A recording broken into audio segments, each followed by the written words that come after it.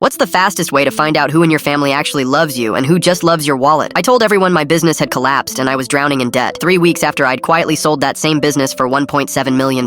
For as long as I can remember, I was the one everybody called when the numbers didn't add up. Overdue rent, a busted transmission, a hospital bill nobody could cover. My phone would ring, and somehow it was always my problem to solve. I never minded exactly. I just noticed that the calls only ever went one direction. In 15 years, not one of them had ever asked if I was okay. Then last spring, the small software company I'd built at my kitchen table for 6 years got bought out. I signed the papers, watched the money hit my account, and felt almost nothing, just a cold little question I couldn't shake. If the money vanished tomorrow, would any of them stay? So I decided to find out. I moved the payout into an account no one knew about and started acting. I told the family the buyout had fallen through at the last second, that I'd sunk everything into the company and lost it all. I sold my truck and posted it cheap. I sold my tools, my watch, anything that looked like it had value. I stopped picking up dinners. I let the desperation show. The reactions came fast, and they were ice cold. My sister Renee, the one whose rent I'd covered for 4 straight months during her divorce, suddenly went quiet. When I mentioned I might need a place to crash for a few weeks, she said, "Things are really tight for us right now. Maybe once you land on your feet." My brother Kyle, whose entire last year of college I'd paid for out of pocket, stopped returning my calls. When he finally texted, it was, "Swamped at work, talk later." This from a guy who used to call me every Sunday. My parents topped them all. They offered to let me move into the basement for $600 a month. "It builds character," my dad said. "Maybe this is the lesson you needed." Meanwhile, people who owed me nothing started showing up. My neighbor Walt, a widower in his 70s I only knew from the mailbox,